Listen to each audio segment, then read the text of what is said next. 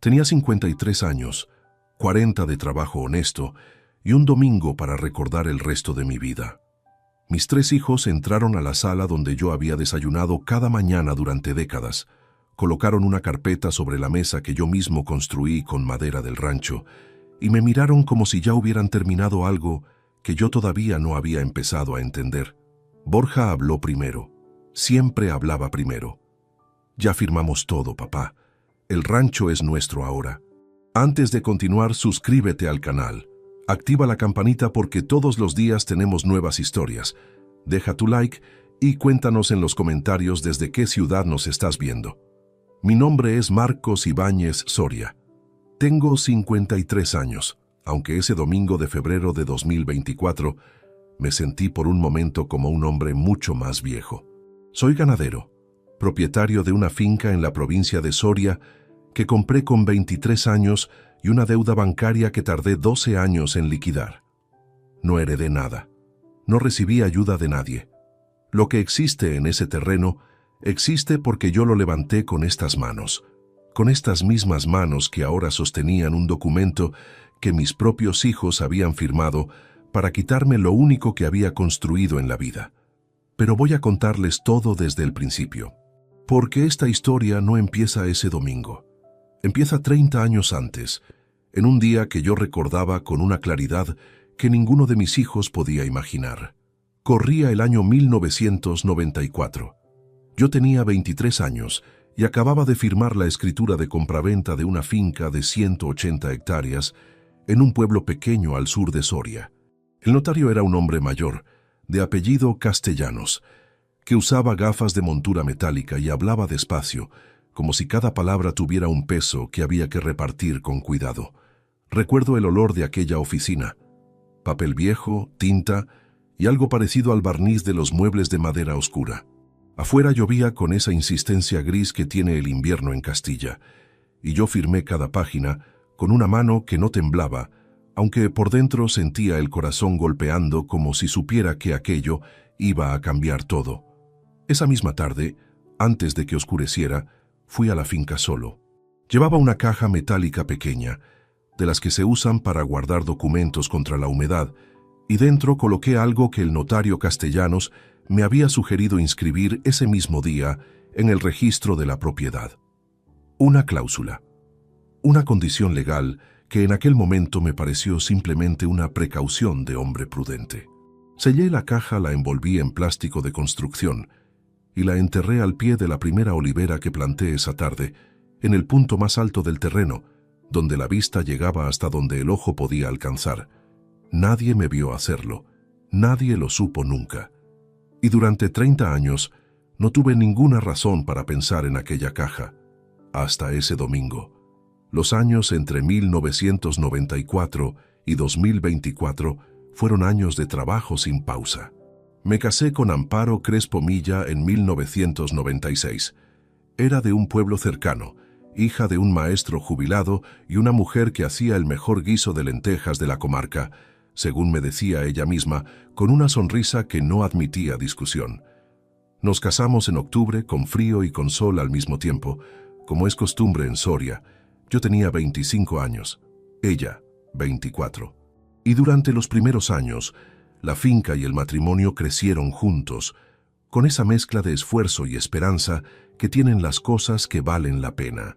Borja nació en 1994, el mismo año de la compra de la finca. Ernesto llegó en 1997, Lidia, la pequeña, en el año 2000. 3 hijos a los que di todo lo que yo no tuve: estudios, oportunidades, tiempo libre que nunca me permití a mí mismo. Borja estudió Derecho en Salamanca. Pagué cada semestre sin quejarme. Ernesto montó un negocio de distribución de piensos que quebró en 2 años. Cubrí las deudas sin pedirle explicaciones. Lidia se fue a Valladolid a trabajar en una empresa de diseño. Le puse el piso de entrada sin pensarlo 2 veces. No me arrepiento de nada de eso. Lo digo en serio y sin reservas, pero sí reconozco algo que tardé demasiado en ver: que dar sin límites no enseña gratitud. A veces enseña exactamente lo contrario. Amparo murió en mayo de 2019, un infarto fulminante, de esos que no avisan ni dan tiempo a despedirse. Yo estaba revisando el cercado del Prado Norte con uno de los peones cuando llamó Lidia desde el hospital. No me dijo nada al principio, solo pronunció mi nombre y yo ya supe. Los 5 años que siguieron fueron los más silenciosos de mi vida. La finca seguía adelante. El ganado, las temporadas, las reparaciones, los papeles, pero algo en la casa quedó quieto de una manera que no se arregla con trabajo. Fue en ese silencio donde empezaron los primeros síntomas de algo que no quise nombrar durante mucho tiempo. Borja comenzó a visitarme con más frecuencia a partir de 2022. Al principio lo tomé como buena señal. Quizás la muerte de su madre le había hecho pensar en mí. Venía los fines de semana, paseaba por la finca, preguntaba sobre el ganado, sobre las hectáreas, sobre los arrendamientos de los prados del sur. Preguntas que un hijo interesado en el campo podría hacer. Preguntas que, mirándolas ahora, tenían una dirección muy concreta. Ernesto hablaba de ordenar las cosas en vida cada vez que yo mencionaba cualquier asunto de la propiedad. Lidia dejó de llamarme por las noches como tenía por costumbre. Y cuando hablábamos, yo notaba en su voz algo parecido a la culpa, aunque en aquel momento no supe identificarlo bien. Hubo un hombre que apareció una tarde en la finca. Se presentó como representante de una consultora agraria de Burgos. Dijo que venía por una revisión rutinaria de explotaciones ganaderas en la provincia. Yo no había contratado ninguna consultoría. Le pregunté quién le había dado mi nombre. Dudó un segundo, apenas un segundo, pero yo lo vi. Y respondió que habían obtenido el contacto a través del registro municipal. Lo acompañé hasta la puerta y le dije que no necesitaba sus servicios. Esa noche, cenando solo en la cocina con la radio encendida, pensé en aquel hombre unos minutos. Luego lo dejé ir. No imaginaba todavía que esa visita, esa duda de un segundo, eran piezas de algo que llevaba meses armándose sin que yo lo viera. El domingo que todo cambió era el 4 de febrero de 2024. Y lo que mis hijos no sabían, lo que ninguno de los tres había pensado en preguntar jamás, era que el hombre al que creían haber vencido llevaba 30 años guardando la única carta que importaba. La primera vez que pisé esa tierra como dueño, no sentí euforia, sentí peso. El peso de lo que acababa de firmar, de los años que tendría que trabajar para que aquella deuda no me aplastara, de la responsabilidad de convertir algo vacío en algo real. Era noviembre de 1994, hacía un frío seco que cortaba la cara, y yo estaba solo en 180 hectáreas de terreno que en ese momento no eran más que tierra parda, pasto bajo y un cielo enorme que aplastaba cualquier sensación de triunfo. Mi padre había muerto 4 años antes, sin dejarme nada en el testamento, pero sí me dejó una frase que repetía cuando yo me quejaba de cualquier cosa de pequeño. El que espera que le den, ya perdió. La llevé conmigo ese primer día en la finca, como si fuera una herramienta más, tan necesaria como el azadón y la cuerda que cargaba en el maletero del coche. Los primeros años fueron duros de una manera que hoy cuesta explicar a quien no los vivió. No había teléfono móvil. Eso todavía tardaría años en llegar con normalidad a los pueblos de Soria. Si necesitaba hablar con el banco, llamaba desde la cabina del bar del pueblo o esperaba a tener asunto suficiente para justificar el desplazamiento a la capital. Los pedidos de pienso se hacían en persona o por carta, con días de margen para la respuesta. Las reparaciones urgentes dependían de que el mecánico de turno estuviera disponible y sin otro trabajo más urgente que el tuyo. Los precios del ganado los descubría uno en las ferias, conversando con otros ganaderos que tampoco tenían más información que la que habían recogido por su cuenta la semana anterior. Era un mundo que funcionaba con paciencia y con la letra escrita. Cada acuerdo se cerraba con un apretón de manos, pero los hombres serios lo respaldaban siempre con papel. Eso me lo transmitió mi padre antes de morir, y eso practiqué desde el primer día en esa finca. Cualquier cosa importante, al papel. Cualquier condición que importara de verdad, al registro. Ese principio, 30 años después, resultaría ser lo único que lo cambiaba todo. Recuerdo el primer verano en la finca con una nitidez que todavía me sorprende. Compraba el periódico los domingos en el bar del pueblo. más por tener algo con que ocupar los ratos muertos que por interés real en las noticias. La radio del coche, un Renault 11 de segunda mano con el tapizado descolorido por el sol, sonaba con lo que pusieran, y yo lo dejaba sonar porque el silencio del campo a ciertas horas pesa más de lo que uno quiere admitir. Trabajaba desde las 6 de la mañana hasta que la luz no daba más de sí. Comía lo que hubiera en la despensa y dormía en una casa que entonces no era más que 4 paredes y un tejado que filtraba el agua con cada tormenta de otoño. La deuda con el banco sumaba 116.000 euros, una cantidad que en aquella época representaba una enormidad para un hombre de 23 años sin aval familiar ni patrimonio previo.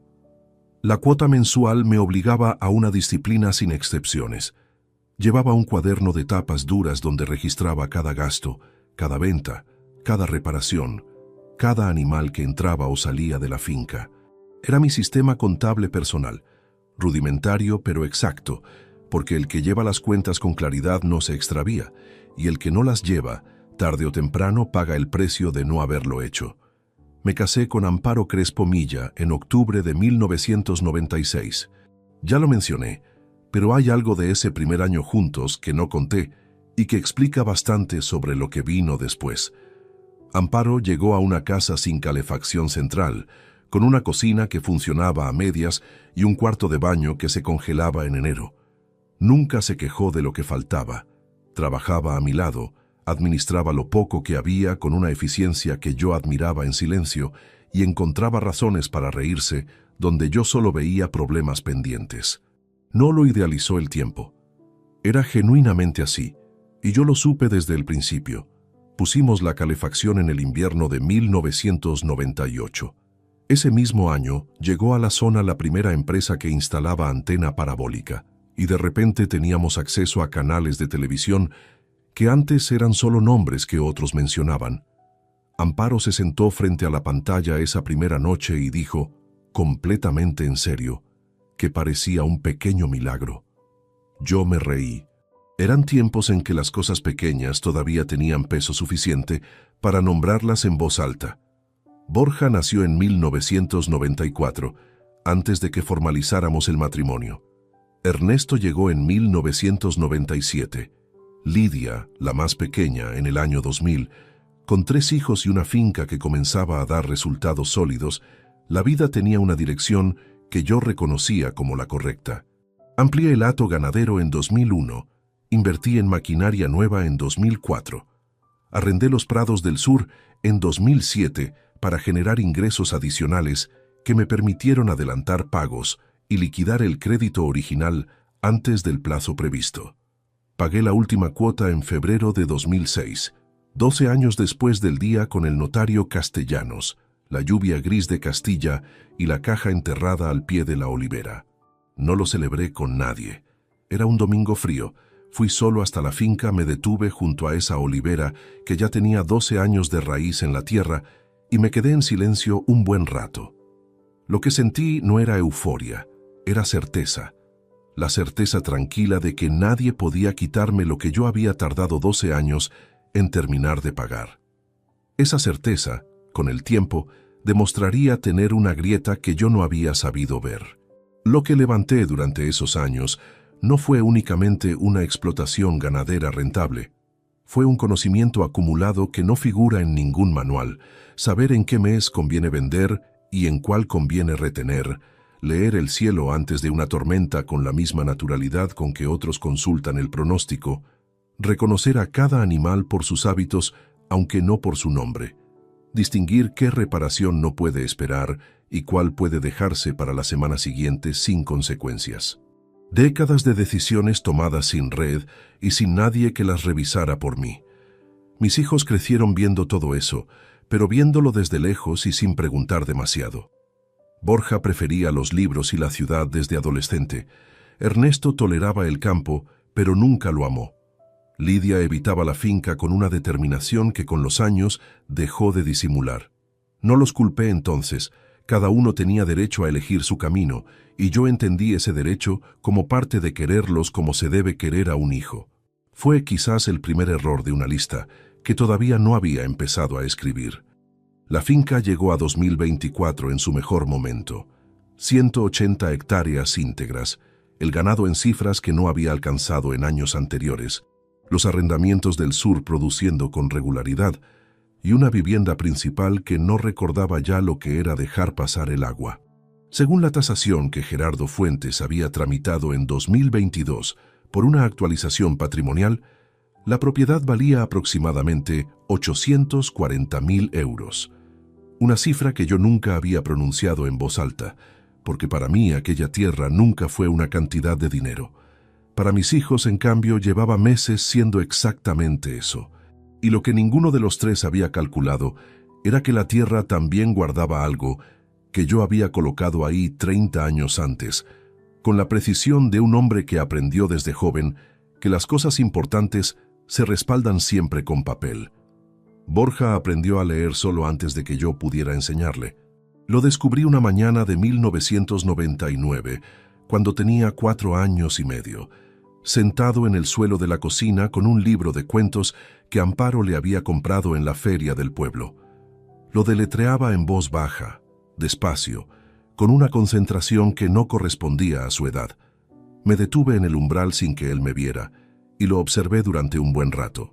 Sentí algo parecido al orgullo, pero también algo que no supe nombrar en aquel momento, una distancia pequeña, casi imperceptible, como si ese niño que leía solo en el suelo ya estuviera construyendo un mundo propio en el que yo no había sido invitado. Debí haberle prestado más atención a esa sensación. Borja creció con los libros y con la certeza tranquila de que era el más capaz de los tres. No lo decía con palabras. Eso habría sido demasiado ordinario para él. Lo expresaba con una paciencia levemente condescendiente que adoptó desde adolescente cuando hablaba con Ernesto o con Lidia, y que a veces, en momentos que yo prefería no recordar, también dirigía hacia mí. Una vez, tendría él unos 17 años, le expliqué cómo funcionaba el sistema de arrendamiento de los prados del sur, y él escuchó con esa expresión que tenía, la de quien espera que el otro termine para poder corregirle. Y luego me preguntó si yo había considerado otras estructuras contractuales más eficientes. Lo dijo exactamente así: estructuras contractuales más eficientes. Yo tenía 41 años, 16 de experiencia en esa tierra, y mi hijo de 17 me estaba sugiriendo que mi forma de trabajar era perfectible. No me enojé, lo dejé hablar, y luego seguí haciendo las cosas a mi manera, porque la eficiencia de un contrato no siempre se mide en papel, sino en la confianza que construye con el tiempo. Pagué la carrera de Derecho en Salamanca sin dudarlo. 4 años de matrícula, alojamiento y gastos que sumaron en total aproximadamente 42.000 euros. Una cantidad que salió de la finca como todo lo demás. Borja se graduó en 2016 con buenas calificaciones y comenzó a trabajar en un despacho de Valladolid que llevaba asuntos de derecho civil y sucesiones. Cada vez que venía a la finca en vacaciones, las conversaciones derivaban inevitablemente hacia temas de patrimonio, herencias, gestión de propiedades. Yo participaba con naturalidad porque no veía en ello ninguna señal. Era su campo profesional, era normal que lo aplicara a su entorno inmediato.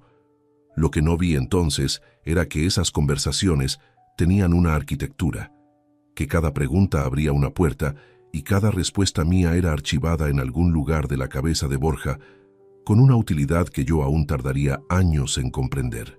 Ernesto era distinto. Donde Borja tenía precisión, Ernesto tenía entusiasmo. Ese tipo de entusiasmo que se enciende rápido y se apaga con la misma velocidad cuando aparece el primer obstáculo real. De pequeño quería ser veterinario, luego mecánico, luego ingeniero agrónomo. A los 20 años descartó todos esos planes y me anunció que iba a montar un negocio de distribución de piensos y suplementos para ganado en la comarca. No le pregunté si había hecho los cálculos. Debía haberlo hecho. El negocio funcionó 15 meses. Cuando quebró, las deudas sumaban 31.000 euros. Ernesto me lo contó sin preámbulos, sentado en esta misma mesa de la cocina, donde años después sus hermanos pondrían aquella carpeta, con una expresión que mezclaba la vergüenza justa y una expectativa que no intentaba disimular del todo. Cubrí la deuda. No le pedí explicaciones. Le dije que los errores cuestan y que lo importante era no repetirlos. No sé si aprendió algo de eso. Lo que sé es que después de aquel rescate, Ernesto comenzó a verme de una manera diferente. No con más gratitud, sino con más cálculo. Como si hubiera comprobado cuál era el límite real de mi generosidad y tomado nota para uso futuro. Eso no lo entendí hasta mucho después. Lidia era la que más se parecía a Amparo en el carácter, directa, sin rodeos, con una claridad de criterio que a veces cortaba como el filo de algo bien afilado. De pequeña era la que más tiempo pasaba conmigo en la finca, la que me seguía al Prado Norte con las botas de goma 2 tallas más grandes que las suyas, y me preguntaba por qué el cielo cambiaba de color antes de la lluvia. Esos años, entre sus 5 y sus 10, fueron los más genuinos que tuve con cualquiera de mis 3 hijos. Luego llegó la adolescencia, llegó Valladolid, llegó la distancia que las ciudades ponen entre los hijos y la tierra donde crecieron. Lidia se fue a estudiar diseño gráfico con 19 años y la finca pasó a ser, en sus palabras, el sitio de papá. Una referencia geográfica, no un vínculo. Ayudé con el depósito del piso en Valladolid, 12.000 euros que saqué sin comentario alguno. Ella lo agradeció de manera genuina y durante un tiempo las llamadas telefónicas recuperaron algo de la cercanía de antes. Pero Amparo murió en mayo de 2019 y lo que siguió a ese golpe reveló cosas que el día a día ordinario había mantenido cubiertas. El duelo de cada uno fue diferente. El mío fue silencioso y solitario, de esos que se llevan hacia adentro porque no se sabe cómo mostrarlos sin perder el control que uno ha mantenido toda la vida. Borja estuvo en la finca 3 días después del entierro y luego volvió al despacho. Me dijo que tenía asuntos urgentes y no lo cuestioné. Ernesto llamaba con regularidad el primer mes. Luego la frecuencia bajó, luego se normalizó en una llamada quincenal que seguía un patrón tan fijo que acababa pareciéndose más a una obligación que a un afecto. Lidia fue la que más me sorprendió. Vino a quedarse 2 semanas. Cocinó, ordenó, habló poco, pero estuvo presente de una manera que yo no esperaba. Pensé entonces que la pérdida de su madre los había reordenado de algún modo, que el dolor había puesto las cosas en su sitio verdadero. Me equivoqué. Lo que realmente ocurrió a partir de 2019 fue algo que solo pude reconstruir después, juntando piezas que en su momento parecían sueltas. Borja comenzó a frecuentar la finca con una regularidad nueva. Ernesto empezó a interesarse por los contratos de arrendamiento, por las tasaciones, por el estado del registro de la propiedad. Lidia adoptó una actitud que yo entonces interpreté como madurez, pero que era en realidad la incomodidad de alguien que sabe algo que no ha dicho. Yo, mientras tanto, seguía trabajando. Seguía levantándome antes del amanecer, revisando el ganado, atendiendo la finca, cerrando los libros de cuentas al final de cada mes con la misma disciplina de siempre. Era lo que sabía hacer. Era lo que me mantuvo en pie cuando Amparo ya no estaba.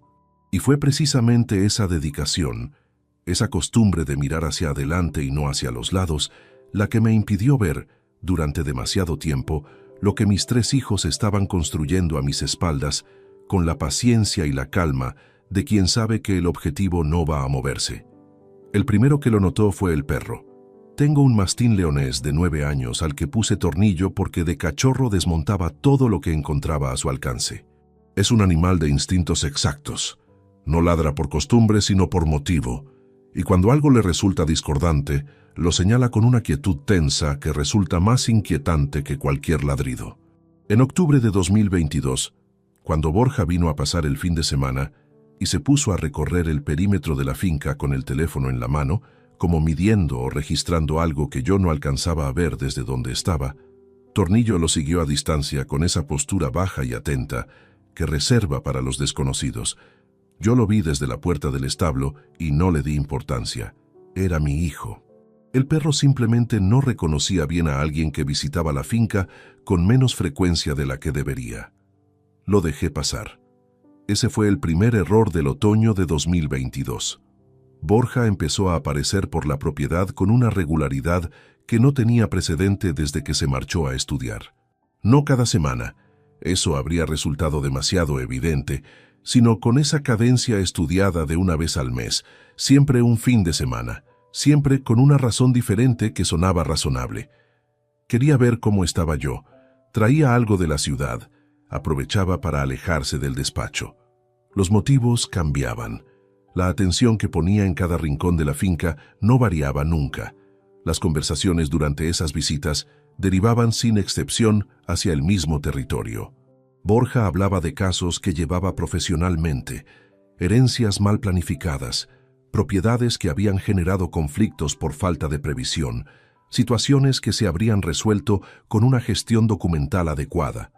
Lo decía como quien comparte anécdotas del oficio, sin dirigirlas hacia ningún destino concreto.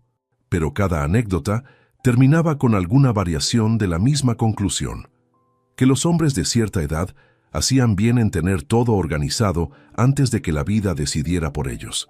«No digo que te pase nada, papá», me dijo una tarde de noviembre, sentados en el porche con el café ya frío entre las manos. «Digo que la tranquilidad de tener los papeles claros no tiene precio. He visto familias destrozadas por no haber hecho eso a tiempo». Le respondí que los documentos de la finca estaban en orden desde hacía 30 años y que si algo necesitaba actualización, ya lo atendería cuando lo considerara oportuno. No pareció satisfecho, pero no insistió más esa tarde. Ernesto llegó con un ángulo diferente. En las llamadas de ese período seguían siendo quincenales, puntuales como un reloj que nadie ha ajustado nunca. Empezó a intercalar preguntas sobre la explotación que antes nunca había formulado. ¿Cuántas cabezas de ganado tenía en ese momento? ¿Cómo estaban los precios en la lonja? Si los arrendamientos del sur habían subido con la última revisión. Preguntas que podían sonar como interés genuino en el negocio familiar, pero que tenían una precisión extraña, viniendo de alguien que durante años había demostrado escaso apego a los detalles operativos de la finca. Una tarde, le pregunté directamente si estaba considerando meterse de nuevo en algún proyecto ligado al campo. Hubo una pausa antes de contestar. No larga, no suficiente para resultar sospechosa, pero sí lo bastante para que yo la registrara sin saber todavía qué hacer con ella. «No, ¿qué va?», respondió. «Solo me da curiosidad cómo va todo. Al final es la casa donde crecimos». Lo dejé ahí. Lidia fue la más difícil de leer durante ese tiempo, porque siempre había tenido la capacidad de estar presente sin revelar lo que pensaba. En las visitas de 2022 y 2023 había en ella una tensión nueva que yo atribuía a asuntos de su vida en Valladolid. El trabajo, alguna relación que no marchaba bien, el tipo de inquietudes ordinarias que acompañan a alguien de 23 años. Era más callada de lo habitual, evitaba quedarse a solas conmigo durante demasiado rato y cuando la conversación familiar rozaba cualquier asunto relacionado con la propiedad, desviaba el tema con una habilidad que ahora reconozco como entrenada. Hubo un momento en la visita de julio de 2023 que no entendí entonces, pero que quedó guardado en algún lugar sin que yo lo buscara. Estábamos los tres sentados a la mesa del comedor después de cenar. Borja, Lidia y yo, porque Ernesto había dicho que no podía venir ese fin de semana. Borja hablaba de una reforma en su piso. Lidia lo escuchaba con la vista baja, moviendo el dedo por el borde del vaso. En un momento dado, Borja dijo algo en voz muy baja, como un comentario dirigido únicamente a ella, y Lidia levantó la mirada un instante hacia mí antes de volver a bajarla. Ese cruce duró menos de 2 segundos. Lo vi y no le puse nombre. El hombre del traje llegó un martes de septiembre de 2023 a media mañana. Conducía un vehículo de gama media con matrícula de Burgos y llevaba una carpeta bajo el brazo. Se presentó como representante de una consultora de gestión agraria. Pronunció el nombre de la empresa, con la fluidez de quien lo ha practicado, pero no entregó ninguna tarjeta. Explicó que realizaban una revisión de explotaciones ganaderas en la provincia por encargo de una asociación sectorial y que mi finca figuraba en el listado de propiedades seleccionadas. Le pedí el nombre de la asociación. Lo dijo sin dudar. Era el nombre de una entidad real. Eso lo verifiqué después, pero cuando llamé a esa asociación 2 días más tarde para confirmar, nadie supo decirme nada de ninguna revisión en curso ni de ninguna consultora externa contratada para ese propósito. Lo acompañé hasta la verja esa mañana sin mostrar nada. Le dije que no me interesaba ninguna revisión externa y que si la asociación necesitaba algo, que lo solicitara por escrito a través de los cauces correspondientes. Se fue sin insistir. Esa noche estuve un buen rato en el porche con Tornillo a los pies, mirando los prados del norte en la oscuridad. Algo se había movido en algún lugar de mi cabeza, pero no tenía todavía la forma suficiente para nombrarlo. Era una incomodidad sin contornos, del tipo que uno deja pendiente porque el trabajo del día siguiente no espera y la vida cotidiana tiene una inercia que aplasta las señales débiles antes de que puedan crecer. Lo que no sabía esa noche era que faltaban menos de 5 meses para el domingo de febrero, y que aquel hombre no había sido ningún error ni ninguna coincidencia. Había sido una pieza deliberada del plan, enviado a verificar el estado real de la propiedad para que los datos que Borja manejaría en los documentos fueran exactos y actualizados. Mis hijos habían aprendido algo de mí al final. Habían aprendido que las cosas importantes se planifican con tiempo, que los detalles separan lo que funciona de lo que falla, y que la paciencia bien sostenida acaba pareciendo inocencia a los ojos del que no la reconoce como estrategia. Lo que no habían calculado era que yo también dominaba esas reglas, 30 años antes que ellos. El 4 de febrero de 2024 amaneció con niebla. No la niebla ligera que se disipa antes del mediodía, sino esa niebla espesa y quieta de febrero en Soria que borra los bordes de las cosas y hace que el mundo parezca más pequeño de lo que es. Salí al amanecer a revisar el ganado como cada mañana, con el aliento formando nube en el aire frío y Tornillo trotando cerca de mis talones. El cielo era blanco por completo, sin un solo punto de referencia. El prado norte desaparecía a 50 metros. Era un día sin horizonte. Recuerdo haber pensado, mientras cerraba la cancela del establo, que algo en el ambiente pesaba de una manera diferente a los domingos ordinarios. No lo identifiqué como presentimiento. Nunca he sido hombre dado a ese tipo de interpretaciones. Lo registré simplemente como un detalle del tiempo y lo dejé ahí. A las 10:15 de la mañana, escuché los 3 coches llegar casi al mismo tiempo. Eso ya era extraño. Borja venía de Valladolid, a 1:30. Ernesto tenía un piso alquilado en el pueblo a 12 kilómetros. Lidia había hecho el mismo trayecto desde Valladolid. Que los 3 coincidieran a la misma hora en la misma puerta, sin que ninguno lo hubiera mencionado con anterioridad, era una coordinación que en ese momento registré solo como casualidad, aunque en el pecho noté algo parecido al primer movimiento de una pieza que todavía no terminaba de ver. Entré a la casa desde la puerta trasera. Borja ya estaba en la sala, de pie junto a la mesa, con una carpeta de tapas oscuras que colocó sobre la madera con un gesto deliberadamente tranquilo. Ernesto estaba sentado junto a la ventana, con los codos apoyados en las rodillas y la vista fija en un punto del suelo. Lidia estaba de pie cerca de la entrada al pasillo, como quien no termina de decidir si quedarse o retirarse. Me limpié las manos en el paño que colgaba junto a la puerta y los miré uno por uno. No dije nada todavía. Borja tomó la palabra. «Papá, llevamos tiempo queriendo hablar contigo de algo importante. Sabemos que no es fácil, pero creemos que es lo correcto.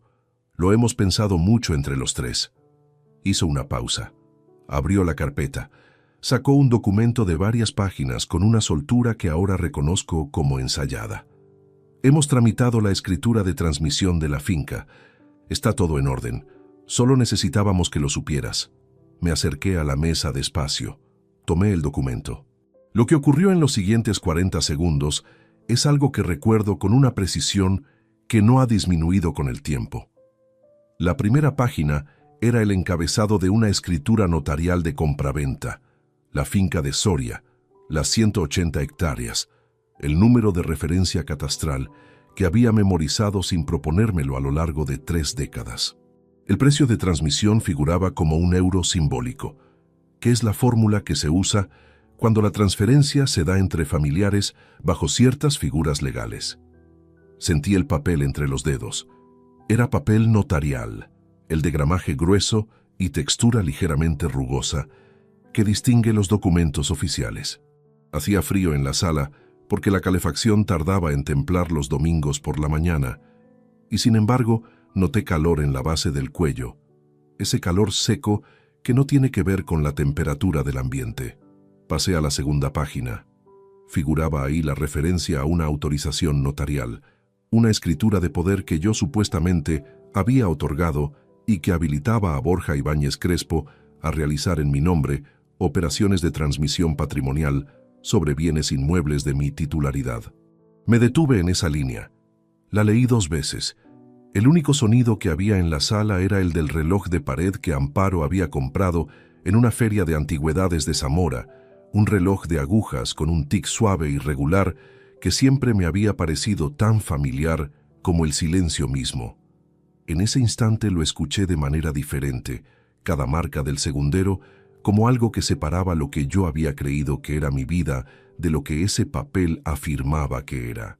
En el borde del campo visual, sin buscarlo, fijé la mirada en la jarra de cerámica que Amparo tenía siempre en el aparador con ramas secas de lavanda. Seguía ahí, exactamente donde ella la había dejado, con las ramas ya sin aroma, pero sin que yo hubiera sido capaz de moverla en 5 años. Pasé a la página donde figuraba la firma de la autorización notarial. Era mi firma, o algo muy cercano a mi firma. El documento estaba fechado en agosto de 2019, 3 meses después de la muerte de Amparo. Recordé ese agosto con una claridad que me sorprendió incluso en ese instante. Era el período más oscuro que había atravesado en toda mi vida. Las noches sin dormir, los días trabajando en la finca con una concentración forzada, que era la única manera de no derrumbarme, la sensación constante de que el mundo había cambiado de dimensiones sin avisarme. Borja había venido ese mes a quedarse una semana. Me había traído papeles de distintos tipos, actualizaciones del seguro agrario, una revisión del contrato de arrendamiento del sur, documentación bancaria que había ofrecido gestionar para aliviarme la carga administrativa. Yo lo había firmado todo sin releer con la atención que debía, porque en aquel agosto yo no tenía atención disponible para nada que no fuera mantenerme en pie. Lo que Borja había hecho era insertar en aquel lote de documentos ordinarios una escritura de poder que, en su versión original, solo lo autorizaba para gestionar cuentas corrientes y operaciones bancarias de la explotación. Esa escritura existía de verdad. Yo la había firmado conscientemente. Lo que no existía era la cláusula que ahora figuraba en la copia que Borja había utilizado ante el notario de Burgos, la habilitación para transmitir bienes inmuebles de mi titularidad. Esa línea había sido añadida después, con una técnica que un perito grafológico determinaría semanas más tarde como interpolación documental, la inserción de texto en un documento original una vez ya firmado. Borja había usado su propio conocimiento jurídico como bisturí. Sabía exactamente dónde cortar para que no se notara a simple vista.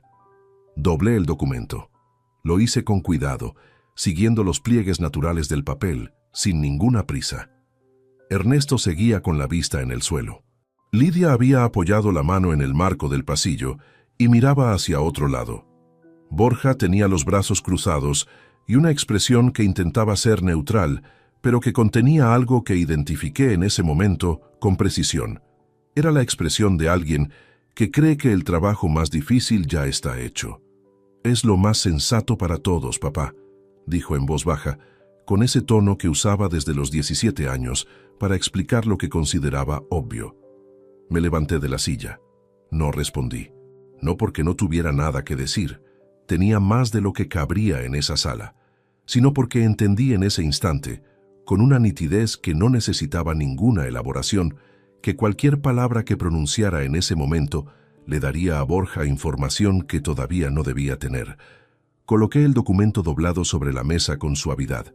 Tomé el paño del gancho junto a la puerta, aunque ya me había limpiado las manos antes de entrar, y salí al frío de febrero sin mirar atrás. Detrás de mí escuché a Lidia pronunciar el nombre de Borja en voz baja, con un tono que no era el de quien celebra. Pero ya estaba fuera, con la niebla todavía pegada a los prados y Tornillo uniéndose a mis pasos desde el lateral del establo, y caminé en línea recta hacia el punto más alto del terreno, hacia la olivera que había plantado 30 años atrás el día de la compra, hacia el suelo que guardaba lo único que mis hijos nunca habían pensado en buscar. Cuando llegué allí y me detuve, con los pies exactamente sobre ese punto, noté que la niebla había comenzado a levantarse. No del todo, pero lo suficiente para ver de nuevo el horizonte. La olivera tenía 30 años. Los había cumplido ese mismo invierno, aunque yo no lo había conmemorado de ninguna manera especial, no porque lo hubiera olvidado, sino porque los aniversarios de las cosas plantadas se celebran diferente a los de las cosas perdidas, se celebran viéndolas en pie. Esa mañana de febrero, con la niebla retrocediendo lentamente sobre los prados y el frío hundiéndose en la tela del chaquetón, me detuve frente a ella y la observé como no lo había hecho en años. Era un árbol de porte sólido, con el tronco ya grueso y ligeramente retorcido hacia el norte, como si 3 décadas de viento de Castilla lo hubieran modelado con paciencia. Las ramas bajas llegaban casi al nivel del pecho. La corteza tenía esa textura fisurada y gris que convierte a las oliveras viejas en algo parecido a un mapa de todo lo que han resistido. Planté 14 en total aquel noviembre de 1994, pero esta fue la primera. La clavé en la tierra el mismo día que firmé la escritura, antes de que oscureciera, con las manos todavía algo entumecidas por el frío de la oficina del notario Castellanos. Y después, cuando la oscuridad ya no me dejaba ver lo que hacía, enterré la caja al pie de su raíz más profunda. Puse el pie sobre ese punto exacto del suelo. No estaba señalado de ninguna manera visible. No hacía falta. Había regresado a ese lugar lo suficiente durante 30 años, con la excusa del riego, de la poda, de una revisión cualquiera del terreno, para que mis pies lo encontraran solos, sin necesidad de buscar. Era una memoria del cuerpo, no del razonamiento, el tipo de conocimiento que no se enseña y no se transfiere. Mis hijos nunca habían preguntado por esa olivera en particular. Nunca habían preguntado por qué la podaba yo mismo cuando el resto de los árboles los dejaba en manos del jornalero de temporada. Nunca habían notado que era la única planta de toda la finca ante la que me detenía siempre un momento, aunque solo fuera unos segundos, antes de continuar con lo que tuviera que hacer ese día. En ese instante, con los pies sobre el suelo que guardaba lo que guardaba, sentí algo que no había sentido en mucho tiempo. No era alivio exactamente. Tampoco era satisfacción. Era algo más parecido a la sensación de abrir un cajón que uno sabe que existe, pero que lleva años sin abrir. La certeza de que lo que dejaste dentro sigue ahí, intacto, esperando el momento en que lo necesitaras de verdad. No desenterré nada esa mañana. No era el momento. Volví a la casa. Borja seguía en la sala cuando entré, de pie junto a la ventana con el teléfono en la mano. Ernesto había pasado a la cocina y se había servido un vaso de agua que sostenía sin beber. Lidia estaba sentada en el sillón que siempre había sido el de Amparo, con las manos juntas en el regazo y una expresión que vista ahora era la de alguien que ha cruzado una línea y no sabe del todo cómo regresar. Me senté a la mesa. Borja guardó el teléfono y se giró hacia mí con esa compostura estudiada que había perfeccionado en años de despacho. Esperaba, supongo, alguna reacción. Una discusión, quizás. Lágrimas. La rabia contenida que cualquier hombre tendría derecho a mostrar en ese momento. No le di ninguna de esas cosas. ¿Queréis comer aquí?, pregunté. El silencio que siguió duró varios segundos. Ernesto me miró desde la cocina con una expresión que no supo sostener más de un instante. Lidia bajó la vista. Borja tardó un momento más en procesar lo que acababa de escuchar, como si la pregunta no encajara en ninguno de los escenarios que había preparado. «Papá», empezó. «Es una pregunta sencilla», lo interrumpí, con un tono completamente ordinario. «Si os quedáis, saco algo. Si no, lo entiendo». Borja vaciló. «Creo que es mejor que hablemos de esto». Cuando quieras, respondí. Pero hoy no. Se fueron los tres poco después del mediodía. Borja fue el último en salir y se detuvo un momento en la puerta, como si fuera a decir algo más. No lo dijo. Cerré la puerta desde dentro y escuché el sonido de los tres coches alejándose por el camino de tierra hasta que la niebla se tragó el ruido del motor.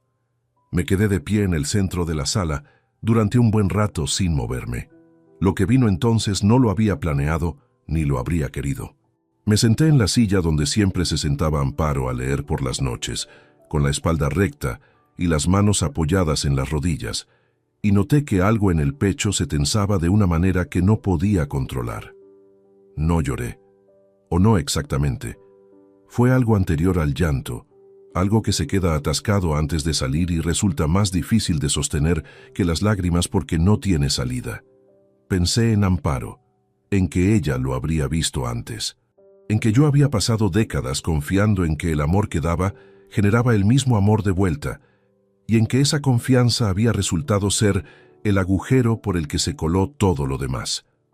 No me culpé por haberlos querido. Me culpé por haber confundido querer con conocer. No sé cuánto tiempo estuve así.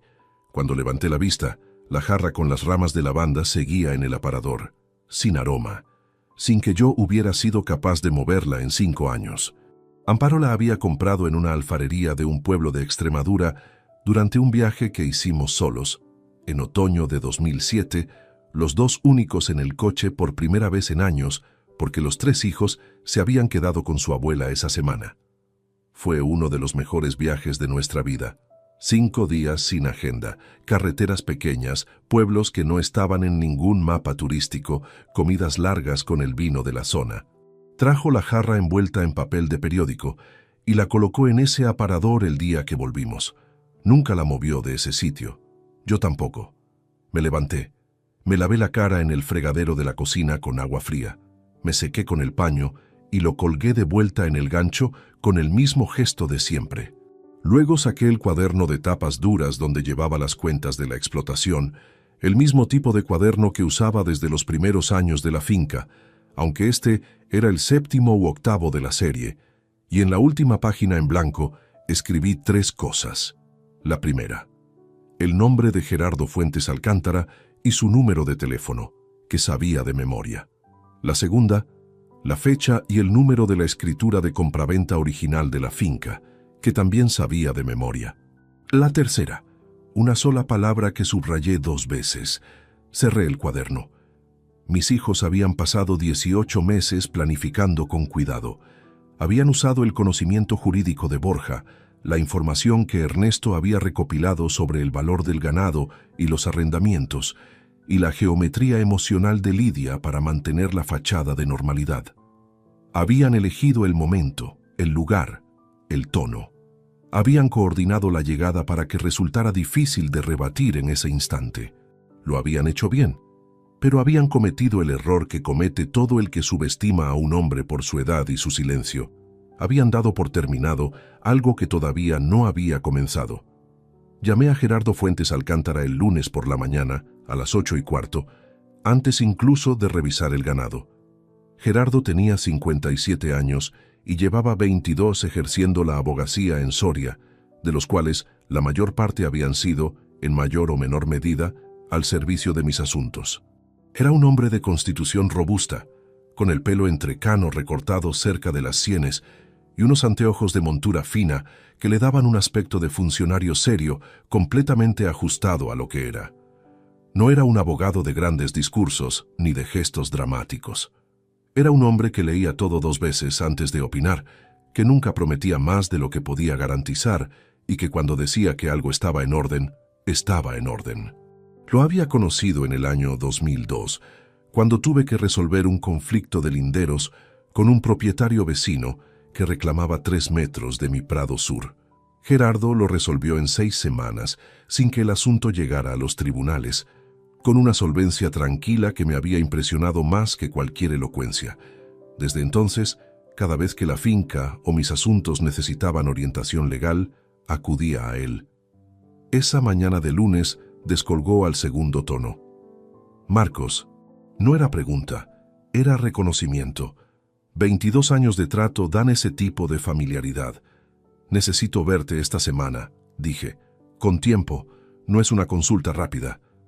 Hubo una pausa breve. Gerardo reconocía los tonos igual que yo reconocía el tiempo antes de una tormenta. El miércoles por la tarde, 4:30. ¿Puedes venir al despacho? Ahí estaré. No le adelanté nada más por teléfono. No porque desconfiara de Gerardo. Desconfiaba de los teléfonos cuando el asunto lo merecía. Una precaución adquirida sin que nadie me la enseñara, por puro instinto de hombre acostumbrado a que sus palabras tuvieran consecuencias medibles. El lunes y el martes los pasé en la finca con una normalidad que me costó más esfuerzo del que esperaba. El ganado necesitaba lo que necesitaba. Los prados tenían sus ritmos, y la maquinaria no distingue entre los días ordinarios y los días en que uno lleva un peso en el interior que no figura en ninguna lista de tareas. Me ayudó, paradójicamente, esa misma exigencia. La finca no me permitía el lujo de quedarme quieto dando vueltas a lo que sabía. Borja llamó el martes a mediodía. Dejé que sonara 3 veces antes de contestar. «¿Cómo estás, papá?» «Bien», respondí. Estuve ayer arreglando el cercado del norte. El temporal del mes pasado aflojó 3 postes. «Ah», una pausa. «¿Has tenido oportunidad de revisar con calma la documentación?» «La he revisado», dije. «Cuando tenga algo que comentar, te llamo». Otro silencio. Borja procesando ese tono neutro que no le daba ni resistencia ni rendición. Un espacio que no sabía cómo interpretar. «Papá, quiero que entiendas que lo hicimos pensando en el futuro de todos». «Borja», lo interrumpí con calma. «Tengo que volver al cercado, hablamos otro día». Colgué. Me quedé un instante con el teléfono en la mano, mirando los prados desde la puerta del establo. Tornillo me observaba desde su sitio habitual con esa quietud suya. Le rasqué detrás de la oreja y volví al trabajo sin más ceremonia. El miércoles llegué al despacho de Gerardo con la carpeta original que mis hijos habían dejado sobre la mesa. La había guardado exactamente donde la colocaron, sin manipularla más de lo estrictamente necesario, por una razón que Gerardo entendería en cuanto la viera. También llevé el cuaderno con las anotaciones del domingo y una copia de la escritura original de compraventa que guardaba en la caja fuerte del dormitorio principal. Me recibió puntual. El despacho mantenía ese orden meticuloso que nunca le había visto descuidar. Los expedientes apilados con una geometría que parecía casual sin serlo.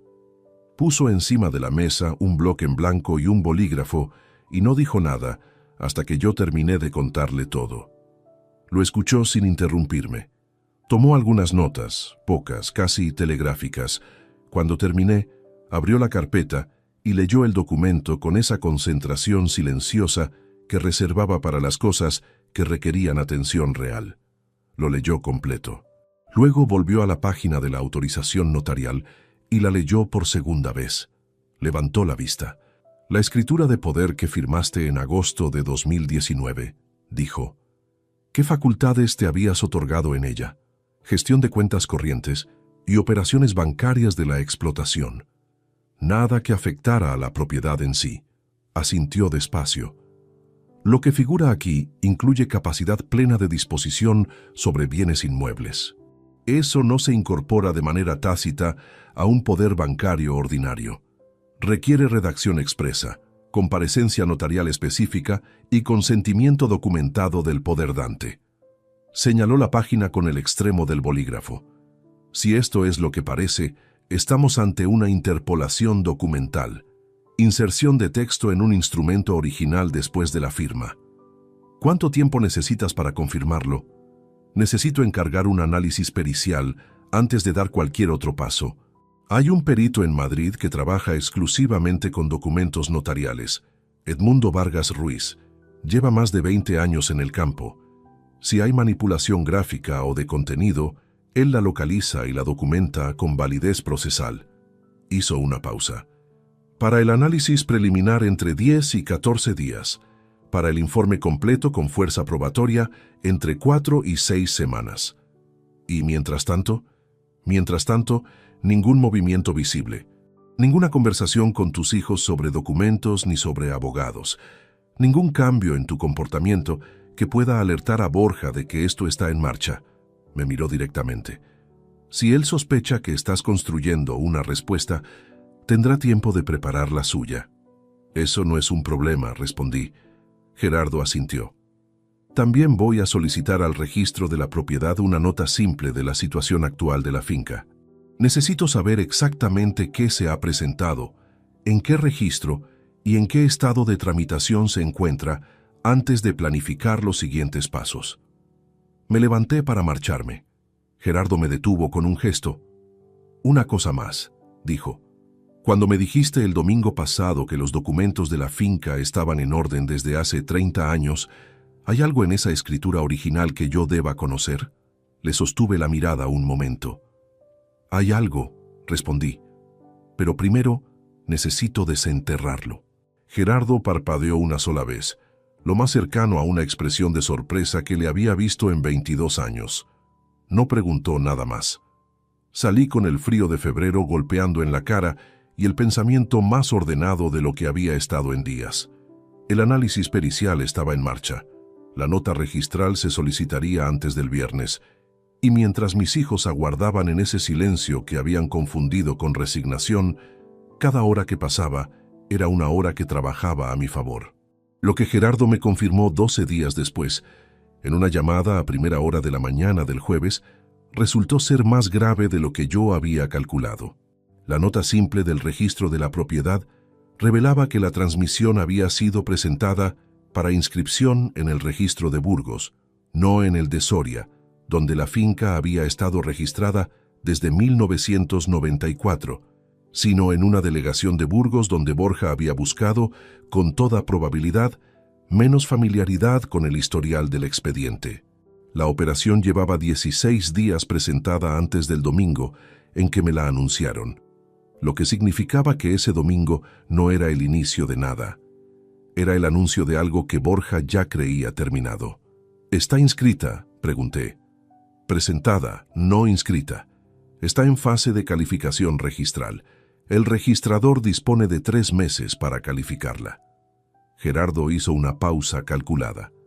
Con lo que tienes, esa inscripción no va a prosperar.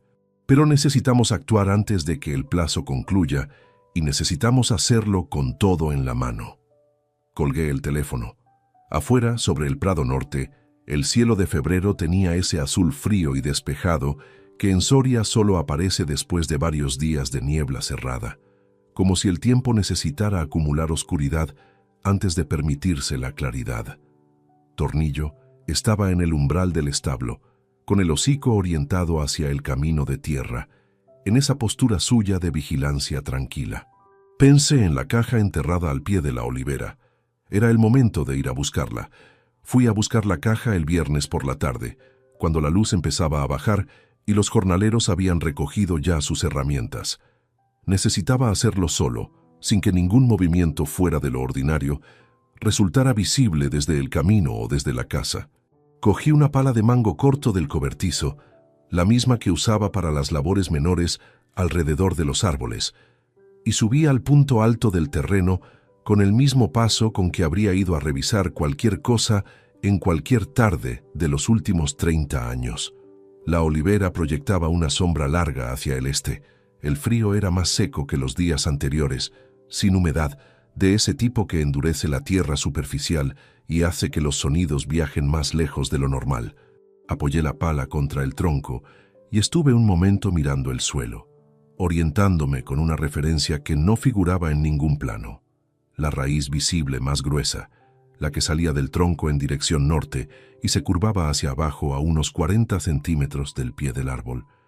La caja estaba a 30 centímetros de profundidad, al este de esa raíz, envuelta en plástico de construcción negro. Lo supe sin medir.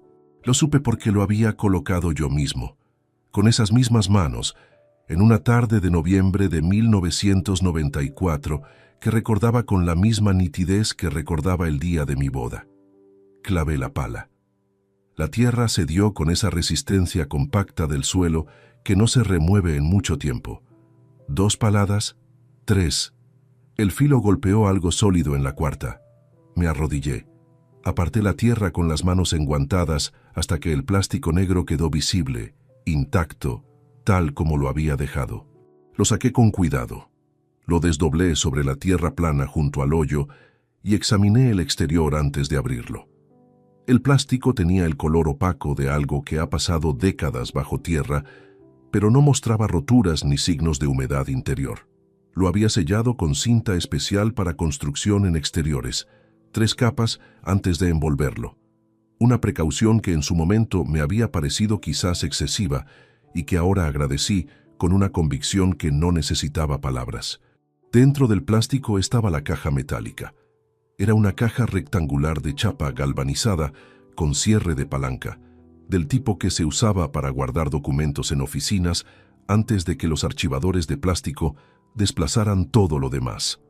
La había comprado en una ferretería de Soria la misma semana de la firma. El cierre abrió con algo de resistencia. La humedad acumulada durante décadas había dejado una ligera película de óxido en el mecanismo, pero no había comprometido el interior. Levanté la tapa. Los documentos estaban exactamente como los había colocado, dentro de una carpeta de cartón rígido, envueltos a su vez en papel de barrera antihumedad, atados con una goma que había perdido elasticidad, pero no la forma. Los saqué con cuidado. Los llevé hasta la casa con el mismo paso tranquilo de siempre y los extendí sobre la mesa del comedor bajo la luz interior. La escritura original de compraventa, con la fecha del 16 de noviembre de 1994 y la firma del notario Castellanos en cada página, el número de protocolo, el precio de adquisición, 98.000 euros de la época, en pesetas según la conversión que figuraba en el documento, pagados parcialmente al contado y el resto formalizado como préstamo hipotecario.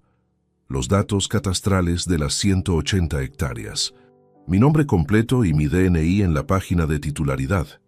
Y al final, en la última página de la escritura, la cláusula que el notario Castellanos había sugerido incluir y que yo había aceptado sin entender todavía en ese momento todo su alcance. Era una prohibición de disponer, una cláusula específica, inscrita en el propio texto de la escritura y en el asiento registral correspondiente, que establecía que cualquier acto de transmisión, gravamen o disposición sobre la propiedad descrita, en su totalidad o en cualquiera de sus partes, requería el comparecimiento personal y físico del titular, Marcos Ibáñez Soria, ante notario competente, con la presencia obligatoria de 2 testigos identificados nominalmente en la propia cláusula, Aurelio Domínguez Peña, entonces, colindante y vecino de la zona, y Felipe Morante Cuadrado, empleado de la misma notaría Castellanos en aquel año. Ambos habían fallecido años después, pero eso no afectaba a la validez del instrumento. La prohibición de disponer era un mecanismo jurídico real, previsto en el ordenamiento civil español, que limitaba la libre disposición de un bien y debía inscribirse en el registro de la propiedad para producir efectos frente a terceros. El notario Castellanos me lo había explicado en términos sencillos aquella tarde de noviembre. Era una forma de blindar la propiedad frente a presiones externas, frente a embargos derivados de deudas futuras, frente a cualquier operación que no contara con su titular de manera activa, presente y verificada. Para un hombre joven que acababa de endeudarse de manera considerable y no sabía con exactitud lo que el futuro le tendría preparado, era una precaución sensata. Yo la había firmado por prudencia. Durante 30 años no había tenido ningún motivo para pensar en ella. La copia del asiento registral que acompañaba a la escritura confirmaba que la cláusula había sido debidamente inscrita en el registro de la propiedad de Soria en la misma fecha que la escritura de compraventa, con su número de asiento y su referencia de folio. Una inscripción que, salvo cancelación expresa a instancia del titular ante notario, mantenía plena vigencia indefinida. Borja había tramitado la transmisión ante el registro de Burgos. Un registrador de Burgos que calificara la documentación con rigor suficiente encontraría, al consultar los antecedentes registrales de la finca en el registro de Soria, esa prohibición de disponer inscrita desde 1994. Pero no era algo en lo que Borja hubiera reparado, o si había reparado, habría confiado en que la distancia entre registros y la complejidad del expediente lo harían pasar inadvertido en el plazo de calificación. Error de cálculo. Esa misma tarde hice una fotografía de la cláusula y del asiento registral con el teléfono y se la envié a Gerardo con un mensaje de 3 palabras. Tengo lo necesario. Gerardo respondió en menos de 10 minutos. Mañana a las 9. Despacho. Guardé los documentos originales en la caja fuerte del dormitorio, junto a la escritura que ya tenía allí desde siempre. Puse la caja metálica vacía en el cobertizo, sin ningún disimulo especial. Era simplemente una caja vieja de herramientas que había aparecido durante una limpieza si alguien preguntaba. Nadie preguntó. Lo que sentí esa noche, cenando solo con la radio encendida a volumen bajo, no era triunfo. Era algo más sereno que eso. Era la confirmación de algo que había llevado conmigo durante 30 años sin necesitarlo. La manera en que una herramienta bien guardada espera sin protestar hasta el día en que resulta imprescindible. Pensé en el notario Castellanos, en sus gafas de montura metálica y su manera de hablar despacio.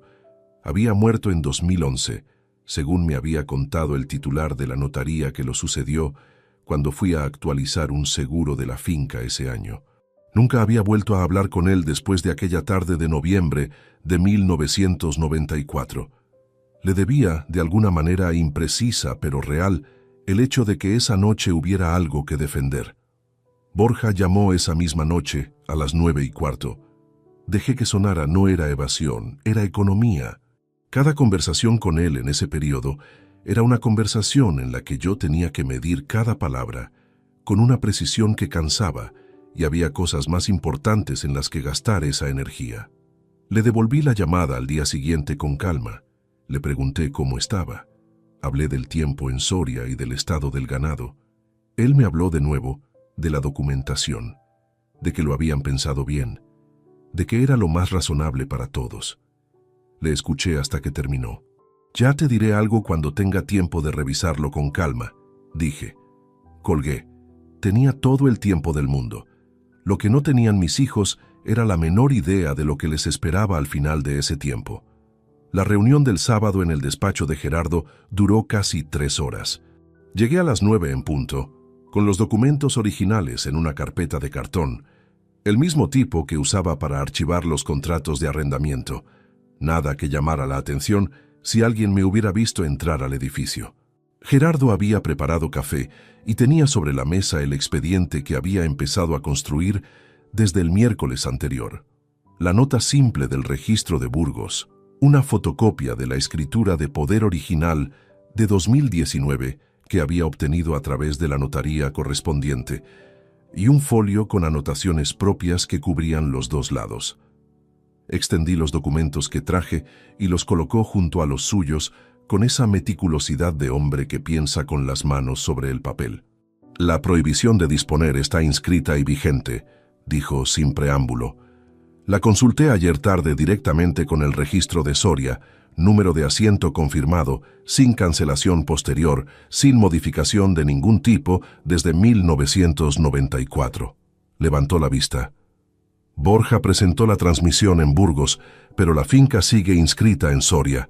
Cualquier registrador que haga la calificación con diligencia va a detectar esa carga. Con o sin nuestra intervención, esa inscripción no prosperaba. Pero con nuestra intervención, dije, el resultado va más lejos que una inscripción denegada. Gerardo asintió. Exacto. Lo que vamos a construir no es solo la defensa de la propiedad. Eso está resuelto por la propia arquitectura documental que colocaste hace 30 años. Lo que vamos a construir es la respuesta completa a lo que se hizo. Señaló la fotocopia de la escritura de poder. La interpolación de esta cláusula de disposición en un documento que nunca la contenía es falsedad en documento público. Artículo 390 del Código Penal. No es una irregularidad administrativa, es un delito. Lo escuché sin interrumpir. Necesito 3 cosas de tu parte en las próximas semanas, continuó. Primera, una declaración tuya firmada describiendo con exactitud el contenido original de la escritura de poder que firmaste en agosto de 2019 y las circunstancias en que la firmaste, la situación de duelo, los documentos que Borja te presentó ese mes, todo. Segunda, que Edmundo Vargas Ruiz examine ambas versiones del documento. El análisis comparativo entre el original notarial y la copia que utilizó Borja determinará si hay modificación posterior. Tercera, que revises y actualices tu testamento antes de que esto concluya, no como represalia, como necesidad jurídica de poner en orden lo que ya está desorganizado. Esa última parte me detuvo un momento. El testamento que yo había redactado en 2015, con el asesoramiento del propio Gerardo, repartía la herencia entre los 3 hijos en partes iguales, con la finca como bien principal. Era un testamento que había redactado pensando en una familia que, según descubría ahora, nunca había sido exactamente lo que yo creía. ¿Cuándo puedes tramitarlo?, pregunté. La semana que viene, si traes lo que necesitamos. Ven el jueves. Salí del despacho con la lista clara en la cabeza y la temperatura interior más baja y más firme de lo que había estado en semanas.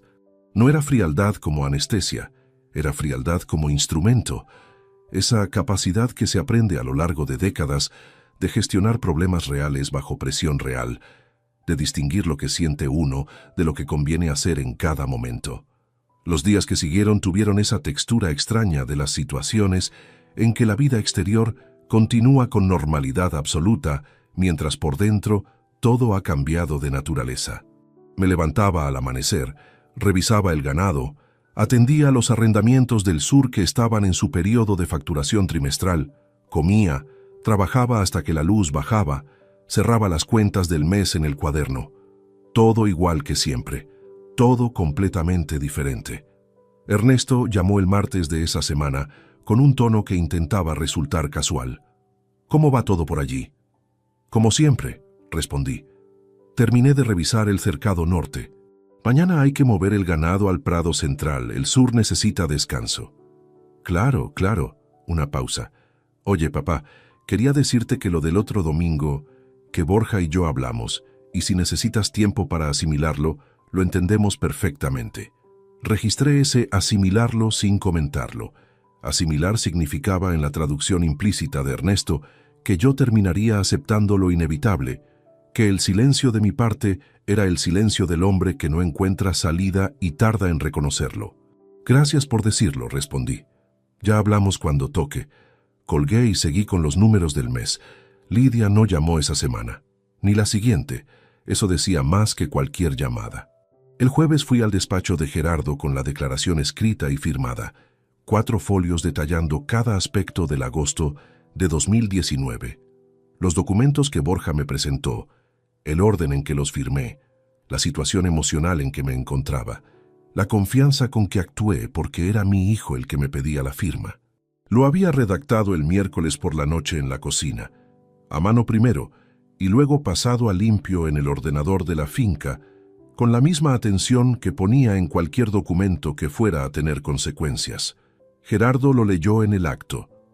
«Esto es suficiente para el perito. Se lo envío hoy. El testamento nuevo lo firmé esa misma tarde ante notario.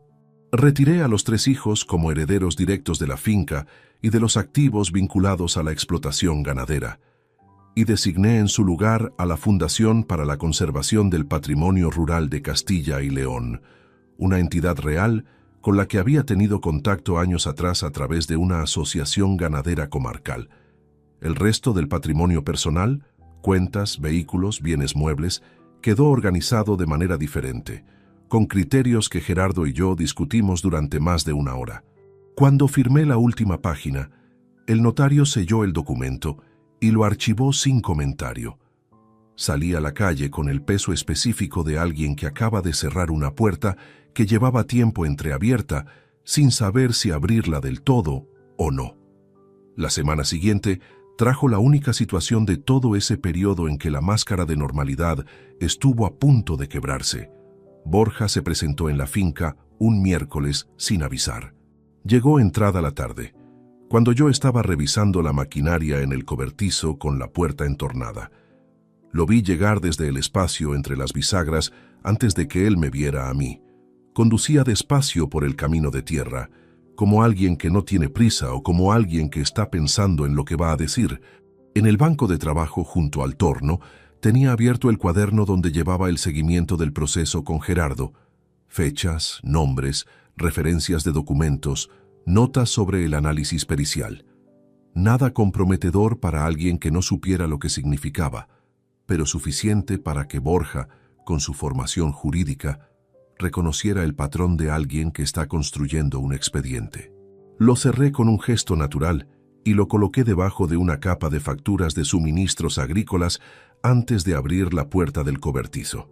No te esperaba, dije, limpiándome las manos. Lo sé, perdona.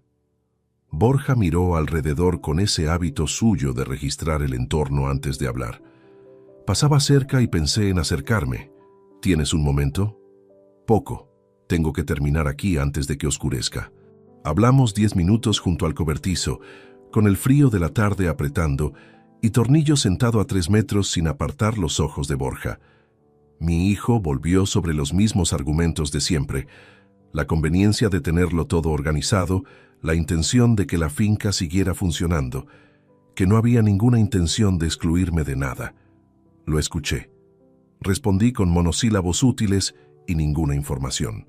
Cuando se marchó, esperé a que el coche desapareciera al final del camino y volví al cobertizo. Saqué el cuaderno de debajo de las facturas. Lo repasé para comprobar que nada en su exterior indicaba lo que contenía. Esa noche, por primera vez desde el domingo del papel, no pude dormir bien, no por miedo. Eso no era exactamente lo que sentía. Era algo más parecido al cansancio acumulado de sostener una compostura durante semanas, de vivir en 2 planos simultáneos sin que ninguno de los dos cediera.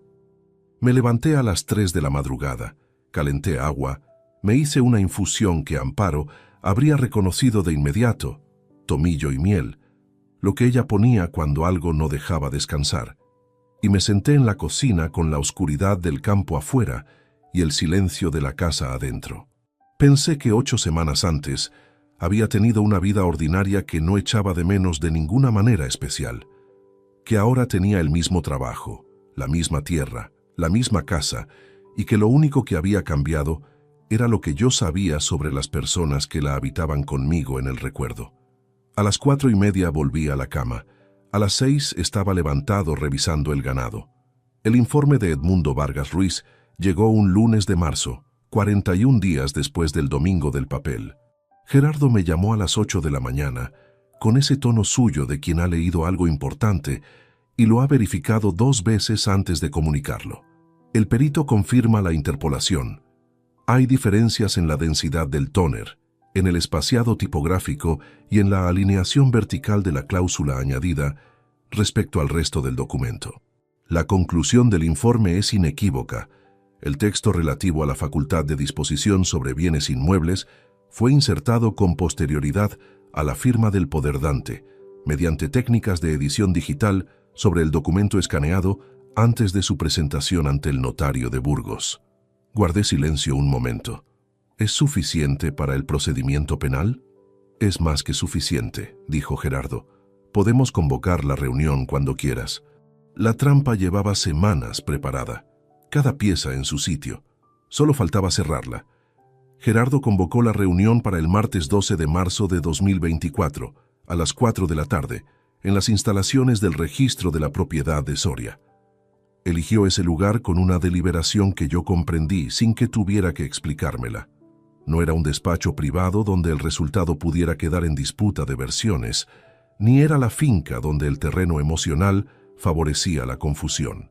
Era un espacio institucional, con funcionarios presentes, donde cada palabra dicha tendría el peso específico de lo que se dice ante testigos que no pertenecen a ninguna de las partes.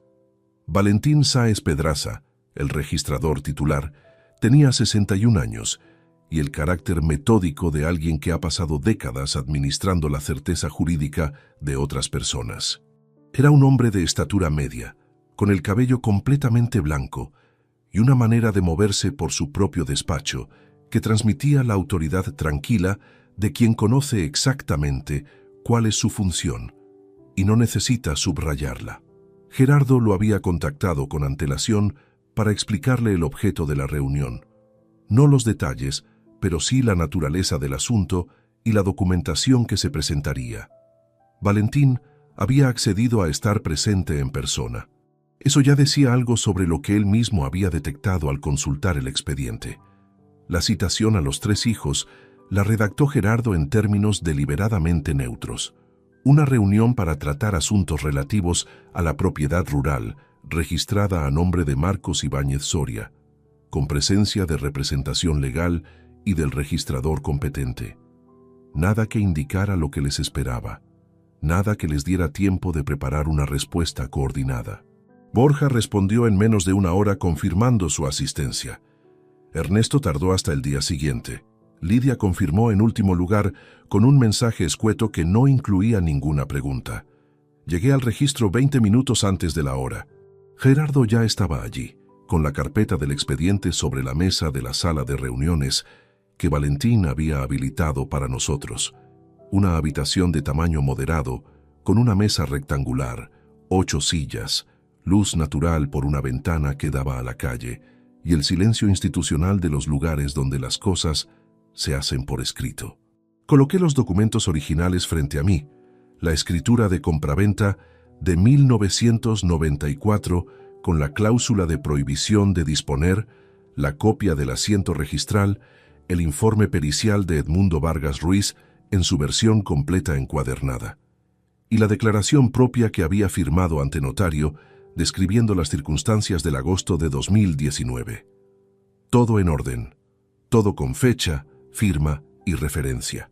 Valentín entró, nos saludó brevemente. Tomó asiento en el extremo de la mesa con una carpeta propia que no abrió todavía. Borja llegó el primero de los 3, puntual hasta el minuto, con traje oscuro y la misma carpeta de tapas duras que había colocado sobre mi mesa el domingo de febrero. Ernesto entró 2 minutos después, con ropa de campo, sin afeitarse, con ese aire suyo de alguien al que los detalles formales nunca habían resultado cómodos. Lidia fue la última. Llevaba el abrigo sin abotonar y evitó mirarme directamente cuando tomó asiento. Se sentaron los 3 frente a Gerardo y frente a mí. Borja observó a Valentín con una expresión que evaluaba rápidamente la situación, recalculando. Había esperado, probablemente, una conversación incómoda pero manejable. La presencia del registrador modificaba ese cálculo de una manera que pude ver en el brevísimo ajuste de su postura. Gerardo tomó la palabra con la misma calma de siempre. Esta reunión tiene por objeto informar a las partes presentes de la situación jurídica real de la propiedad ubicada en la finca registrada a nombre de Marcos Ibáñez Soria en el registro de la propiedad de Soria y de las consecuencias derivadas de las actuaciones realizadas sobre dicha propiedad durante los últimos meses. Abrió la carpeta. Comenzamos. Colocó en el centro de la mesa la copia del asiento registral de 1994. En el momento de la adquisición de la finca, el titular inscribió una prohibición de disponer con carácter indefinido, vigente desde esa fecha sin cancelación posterior. Esta carga registral implica que cualquier acto de transmisión, gravamen o disposición sobre la propiedad requiere comparecencia personal del titular ante notario competente. La transmisión presentada ante el registro de Burgos el 19 de enero de 2024 no cumple este requisito porque el titular no compareció en ningún momento ante el notario que autorizó esa escritura. Hizo una pausa. Valentín. El registrador abrió su carpeta. Confirmado. La nota de calificación del registro de Burgos detectó la existencia de esta carga al consultar los antecedentes registrales en Soria. La inscripción fue suspendida por defecto subsanable el pasado 2 de febrero, antes incluso de la reunión del 4 de febrero. Borja palideció un grado perceptible. La transmisión nunca llegó a inscribirse. Ernesto levantó la vista despacio hacia su hermano. Lidia tenía las manos juntas sobre la mesa. Gerardo colocó a continuación el informe pericial. La escritura de poder suscrita por Marcos Ibáñez Soria en agosto de 2019 fue objeto de análisis pericial a cargo del perito Edmundo Vargas Ruiz, especialista en documentos notariales con más de 20 años de actividad y acreditación ante los tribunales españoles. Deslizó el informe hacia el centro de la mesa. Las conclusiones son las siguientes. La cláusula relativa a la facultad de disposición sobre bienes inmuebles fue insertada con posterioridad a la firma del poderdante, mediante edición digital del documento escaneado, con diferencias demostrables en densidad de tóner, espaciado tipográfico y alineación vertical respecto al resto del texto original. La interpolación es inequívoca. Borja no se movió. Por un instante, solo un instante, vi en su cara algo que no era el abogado calculador, ni el hijo que había ensayado argumentos durante meses. Era algo anterior a todo eso.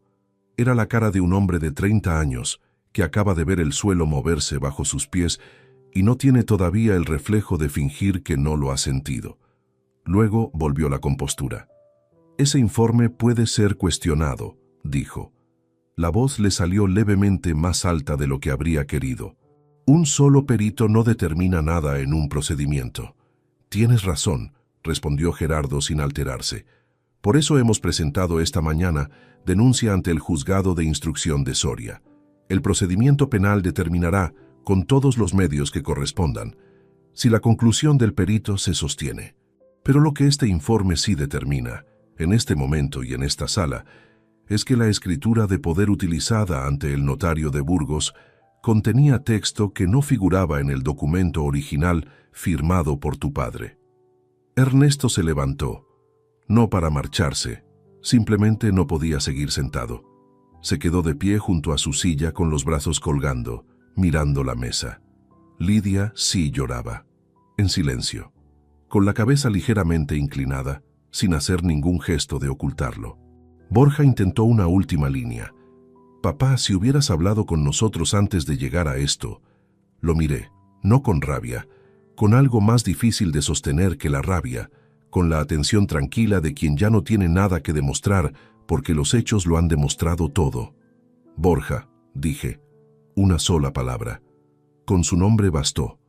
Guardó silencio. Valentín recogió sus documentos y los ordenó con calma. La situación registral queda como sigue. La prohibición de disponer inscrita en 1994 permanece vigente. La transmisión presentada en Burgos es nula de pleno derecho por incumplimiento de condición inscrita y la titularidad de la finca corresponde en exclusiva a Marcos Ibáñez Soria sin ninguna modificación. Se puso en pie. Si no hay más asuntos que requieran mi presencia, los dejo con su representante legal. Salió de la sala con el mismo paso metódico con que había entrado. Borja recogió su carpeta. Lo hizo despacio, con los movimientos controlados de alguien que está usando toda su concentración en no descomponerse visiblemente. Se dirigió a la puerta sin mirarme. Ernesto lo siguió con la cabeza baja, sin pronunciar palabra. Lidia se quedó un momento más. Me miró finalmente, con los ojos enrojecidos y esa expresión que mezcla el arrepentimiento genuino con el reconocimiento de que hay cosas que el arrepentimiento no alcanza a reparar. Papá, empezó. Ya sé lo que vas a decir, Lidia. Ella asintió muy despacio. Cuídate, dije. Salió. Me quedé solo en la sala con Gerardo, que guardaba los documentos en orden sin apresurarse. El sonido de la calle llegaba amortiguado por el cristal de la ventana. Coches, voces, el ruido ordinario de una tarde de marzo en Soria, que no sabía ni le importaba lo que acababa de ocurrir en esa habitación. ¿Cómo estás?, preguntó Gerardo, sin levantar la vista de los documentos. Tardé en responder. Bien, dije. Y era la verdad. No la verdad completa, pero sí la parte que importaba en ese momento. Volví a la finca esa tarde con la luz de marzo, cayendo sobre los prados del norte, en ese ángulo oblicuo que solo tiene el final de los días de invierno tardío, cuando el sol todavía no ha recuperado la altura del verano, pero ya no se rinde tan pronto como en enero. Aparqué el coche frente a la casa. Me quedé un momento sentado con las manos sobre el volante, sin ningún propósito concreto, y miré el conjunto de todo lo que había frente a mí. 180 hectáreas. 30 años de trabajo sin interrupción. Una casa que había pasado de 4 paredes frías a algo que merecía llamarse hogar. El establo, el cobertizo, la maquinaria, los prados divididos por los cercados que había reparado, ampliado y reconstruido decenas de veces. Todo exactamente igual que esa mañana. Todo con un peso diferente al de esa mañana. Tornillo vino a recibirme desde el lateral del establo con ese trote suyo pausado de animal que no necesita demostrar nada. Le puse la mano en el lomo un momento y seguí caminando. Entré a la casa, calenté agua. Me senté a la mesa de la cocina con las manos alrededor del vaso, en el silencio que esa casa tenía desde mayo de 2019 y al que yo llevaba 5 años aprendiendo a darle un nombre que no fuera únicamente pérdida. Las llamadas de los 3 llegaron a lo largo de esa misma semana. Ernesto fue el primero, al día siguiente por la mañana. Habló durante varios minutos con un tono que mezclaba la disculpa genuina con la explicación que intentaba convertir lo sucedido en algo comprensible, en algo que pudiera tener una lectura menos grave que la que tenía. Le escuché hasta que terminó. «Ernesto», dije cuando hubo silencio al otro lado, «no voy a discutir lo que pasó ni lo que cada uno hizo. Eso ya tiene su cauce». Una pausa. «Pero necesito que entiendas algo con claridad. A partir de ahora, no puedes contar conmigo para nada. Ningún apoyo económico, ninguna gestión, ningún respaldo de ningún tipo.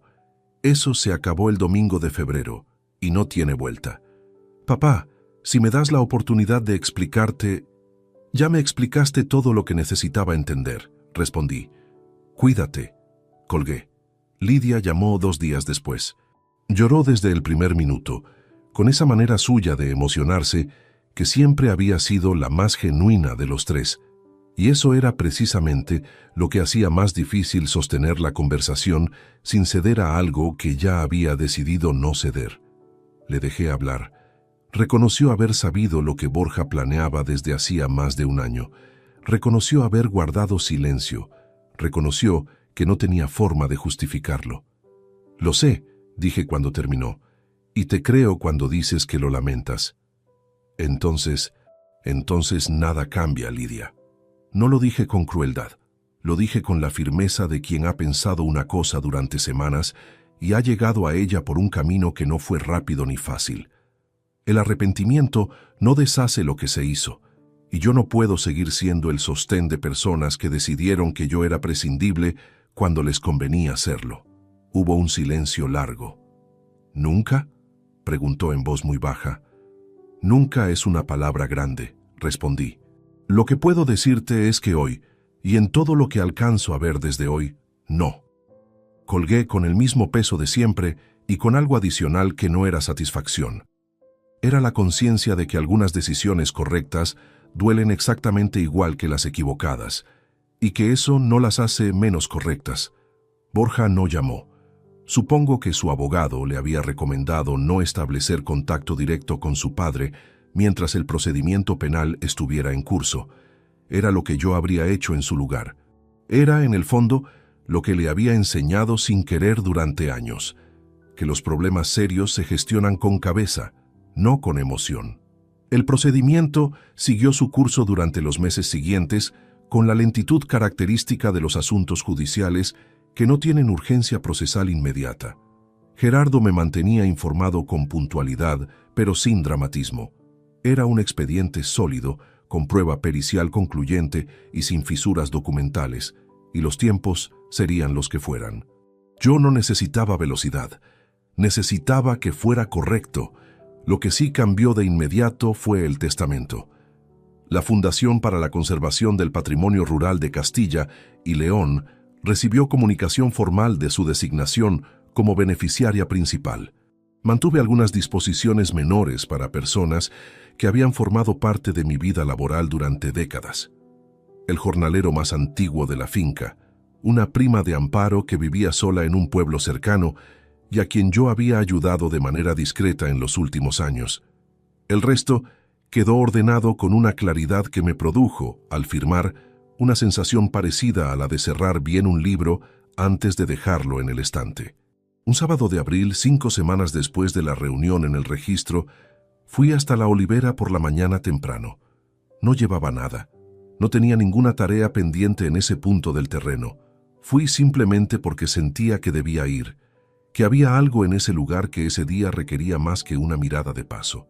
Me senté al pie del árbol, apoyé la espalda contra el tronco y miré hacia la finca desde ahí arriba.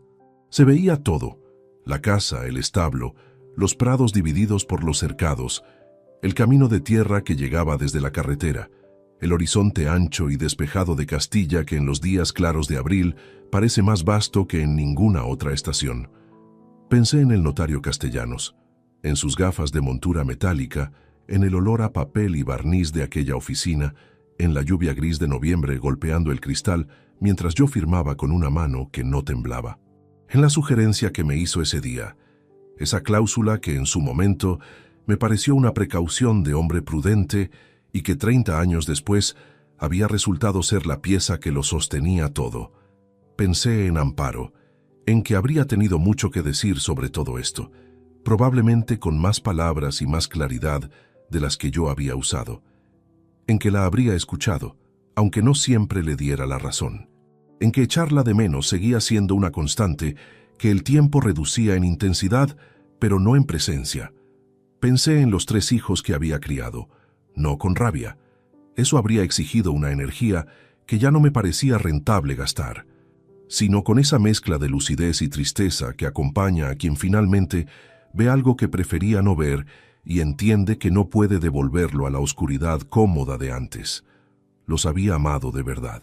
Los había sostenido durante décadas con una generosidad que no era estrategia ni cálculo, sino simplemente lo que uno hace cuando quiere a alguien. Y ellos habían tomado ese amor, lo habían evaluado en términos de conveniencia y habían decidido que era un recurso del que podían disponer sin que el que lo daba tuviera nada que opinar. Eso no lo había inventado yo para justificarme. Lo habían demostrado ellos con documentos firmados y coordinación de 18 meses. Lo que había aprendido de todo esto no era que el amor familiar es una ilusión. Era algo más específico y más útil, que querer a alguien no garantiza que esa persona te conozca de verdad. Que yo había pasado décadas siendo el proveedor, el sostén, el que resolvía, y en ese rol me había vuelto invisible como persona, reducido a una función. Y que cuando la función dejaba de ser útil para sus planes, la persona detrás de ella tampoco les importaba demasiado. Eso dolía. Lo reconozco sin adorno. Pero también reconozco esto, que la misma tierra que habían intentado quitarme era la que me sostenía la espalda en ese momento.